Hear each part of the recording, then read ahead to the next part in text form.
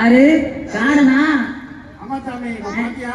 என்னப்பா நீ சொன்ன அதிசய மிருகத்தை குடிச்சு இழுத்துட்டு வந்து பாரு. என்ன அது எப்படிப்பா முடியும்? என் சாமி அப்படி சந்தேகமா கேக்குறேன்.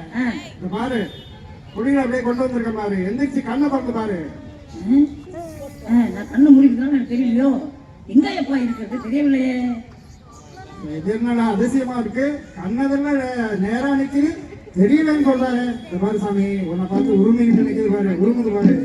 இல்லையப்பா, எனக்கு ஒண்ணுமே தெரியலையப்பா.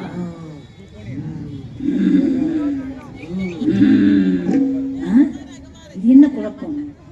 அதை பற்றியே நினைத்துக் கொண்டிருந்ததா? இவனுக்குத்தான் அதை பிடித்து விட்டதாக புறமையா, அல்லது எனக்குத்தான் உண்மையிலேயே தெரியவில்லையா? ஒன்றுமே புரியவில்லையே. கர்ஜனை கர்ஜனை, சிங்கத்தின் கர்ஜனை. இதோ அருகிலிருந்தே கேட்கிறது. வேட்டு சொல்வது உண்மைதான்.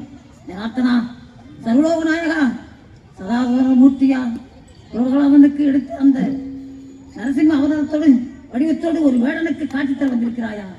இன்றுதான் உன்னை அறிந்து கொண்டோம். ஒருவனுக்கு இங்கே எழுந்தருளிய நீ என்று உன்னையே நினைத்து உருகும் எனக்கு ஏன் அறியப்பள்ளி சாமி?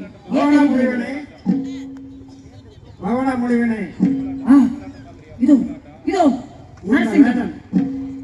இந்த வேடன் ஒரு கணமே என்றாலும் தன் உயிரையே எனக்கு தத்தம் செய்ய துணிந்தான். நீயோ மன ஒருமைப்பாடின்றி மந்திரங்களை சொன்னாய். ஒரு வேடன் எல்லாம் என்னை காண முடியுமா என்று ஏளனம் செய்தாய்.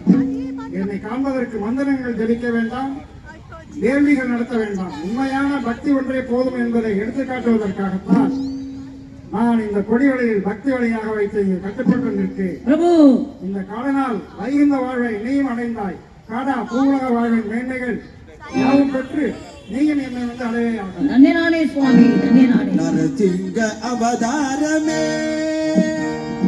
சுரங்களோடு நரவியாவும் நிலம் யாவும் தொழுகின்ற நரசிங்க அவதாரமே, இந்த சுரங்களோடு நரவியாவும் நிலம் யாவும் தொழுகின்ற நரசிங்க அவதாரமே.